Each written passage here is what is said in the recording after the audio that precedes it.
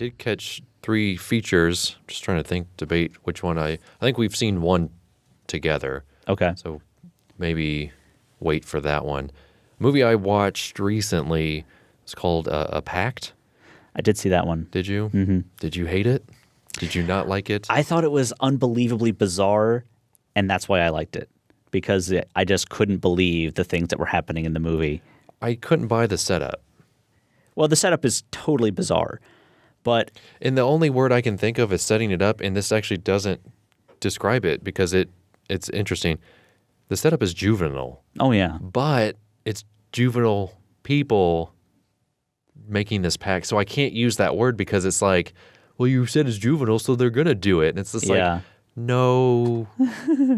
It's getting away with something that I couldn't buy into. Yeah. So essentially what it is you've got 2, it's German, right? Yes. It is the most German film I've ever seen in my whole life. Just wanted to double check. So you've got 2 teenage boys. Like it starts off in a flashback. Mm-hmm. You know right away. The music, the scenery. It's very obvious that they're establishing the fact that this is not current time. Mm-hmm. It's in the 80s. Yeah. And so these 2 boys, the main character, I guess you could say, it's his birthday. So he's got that going for him. But what he doesn't have going for him is the fact that his friend, perhaps a close friend, I wouldn't say it's his best friend, but a very close friend has probably everything he doesn't. So this guy has, he's tall, he's dark, he's handsome, he's got a motorcycle. This other kid's got a bicycle that he has to ride alongside him. And this guy has a very attractive girlfriend. This guy doesn't. So not only does he have to ride on his bicycle next to this guy on a motorcycle, but she's also sitting on the back of his motorcycle. Yeah.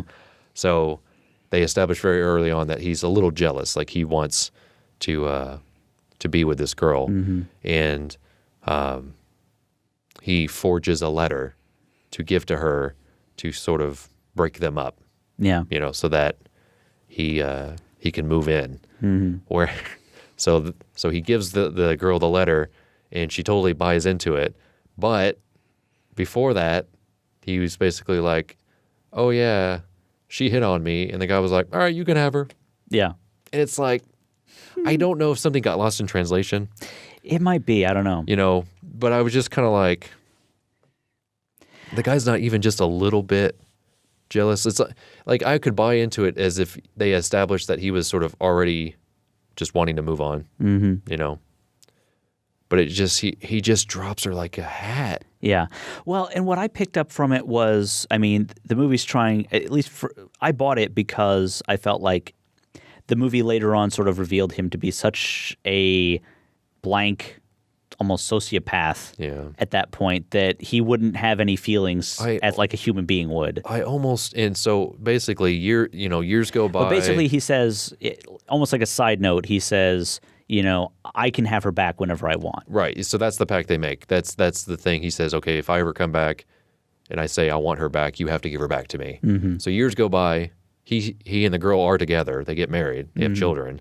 And this guy comes back with this random girl that apparently he rode off with. Because that was his excuse. Like, he was like, you pick a girl, I'll go hit on her, and I'll leave with her, and you'll never see me again. Yeah. Until I come back. And I almost wish they hadn't done that to open the movie.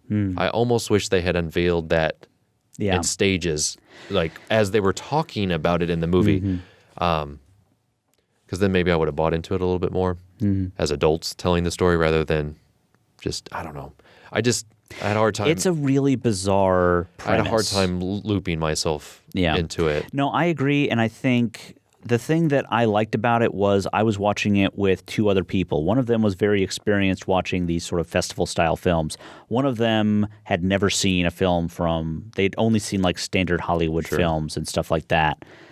So seeing that person's reaction to this movie was kind of delightful. And I liked that as much as I liked anything that happened in the movie. Yeah, I just found myself not connecting or really caring about any of these characters because they all just seem shallow from the beginning. Yeah. This guy forges a letter to get the girl, and then he gets her, and then he doesn't tell her. That's the other thing. He doesn't even tell her that this went down. And then it turns... she's the wife, the woman, the young girl that eventually he marries, is about the only person that I cared about. Yeah. I don't even care about his kids. Yeah. You know, I'm just like, whatever. Yeah. You know, I don't. There's a whole weird side story with and the I girl. think the wife, I didn't really care for her as a person either, because her deal was when she showed back up and the guy was like, yeah, your boyfriend just left, and she was like, all right, I guess I'll just date you now. Yeah. And it was like, that's just, the whole thing was bizarre. Yeah.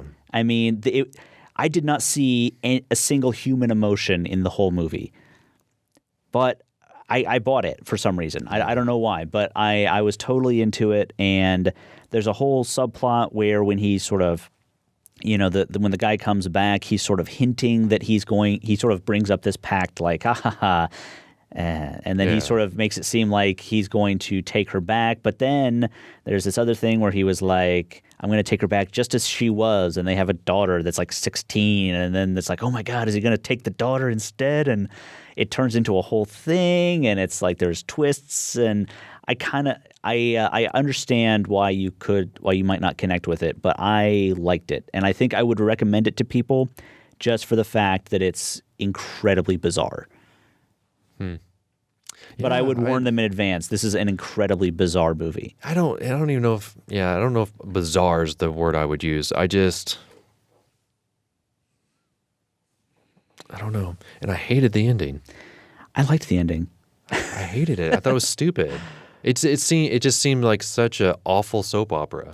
Yeah. Well, I mean, it was an awful soap opera. Like, we're but going to put I this liked that twist part on of the it. end, and I don't even know if I actually even really truly understand the twist. I understand it, but yeah, I'll throw it.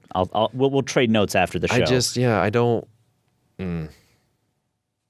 I want to say I hate this movie. Okay. I just have to. I think for my own self-preservation, I have to say I hated the movie. I didn't enjoy it. Yeah. I don't know why. I liked it. The music was really good in it. Yeah. I will say the music was really well done. Mm-hmm. And it used it in a practical way, I thought. The cinematography was decent, especially the flashback stuff. I thought they did really well. Yeah. But I don't know. It's certainly not something I would revisit.